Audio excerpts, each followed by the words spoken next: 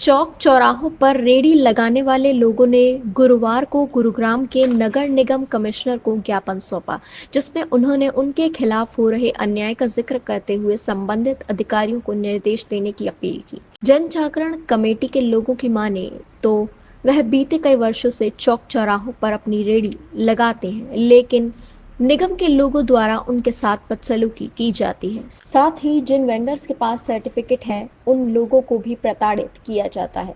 इसलिए नगर निगम कमिश्नर इस पर संज्ञान लेते हुए कार्यवाही करें।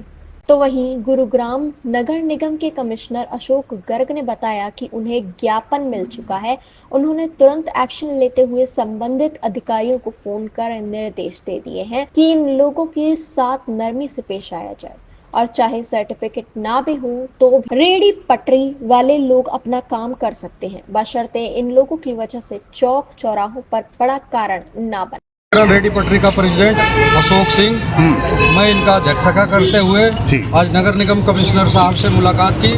नगर निगम कमिश्नर साहब ने आश्वासन दिया है कि इन रेहड़ी पटरी वाले को एक कमेटी बनाई जाएगी।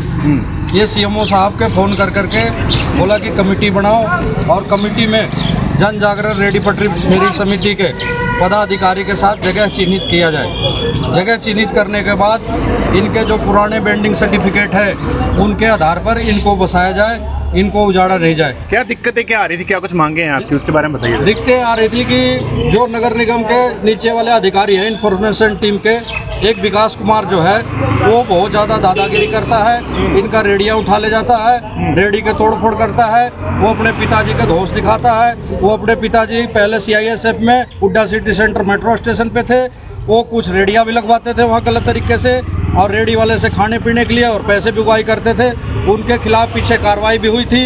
एक वेंडर ने कंप्लेंट दिया था, उस पर राजीनामा हुआ था। उसके बाद उस वेंडर को नहीं छेड़ते थे।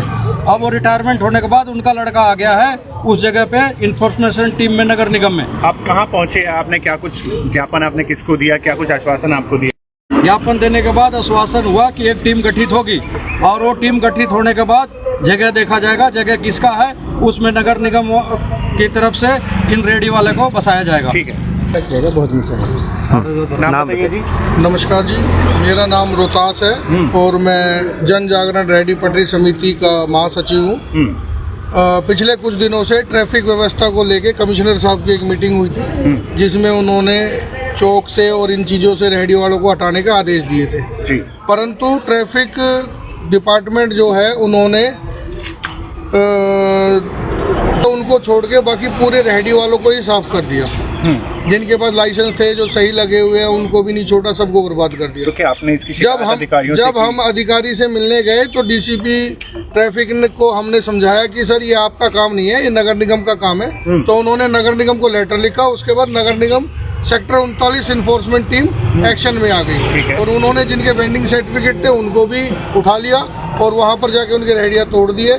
तो हम उसकी शिकायत लेके नगर निगम कमिश्नर आयुक्त महोदय के पास आए थे कि भाई जिनके पास वेंडिंग सर्टिफिकेट है, जिनकी फीस जमा हुई है, कम से कम उनको ना तोड़ा जाए। क्या आश्वासन मिला?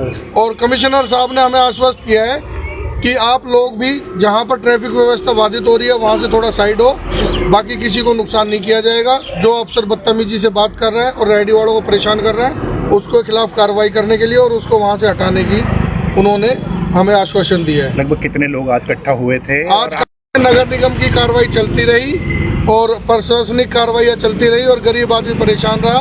तो ये आज तो 400, 500, 200 आदमी है, ये हजारों की संख्या में आगे एक विरोध प्रदर्शन बड़ा करेंगे। जो सरकार के खिलाफ जो मोदी जी ने लोन दिया है, प्रशासन उसको उनकी योजनाओं को बर्बाद कर रहा है।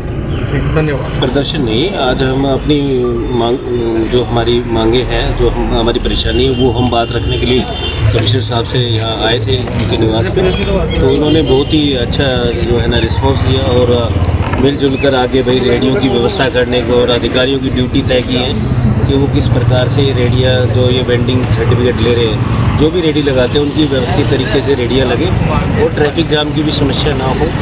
ऐसे ही उन्होंने कुछ जिम्मेवारियां अधिकारियों की भी तय की हैं और रेडी वालों से भी ऐसे जो है ना रेडी लगाएंगे और ट्रैफिक जाम की कोई ट्रैफिक जाम जैसी समस्या कोई उत्पन्न नहीं हो पाए उसकी व्यवस्था में लग रही है। क्या लगता है समस्या हल हो जाएगी?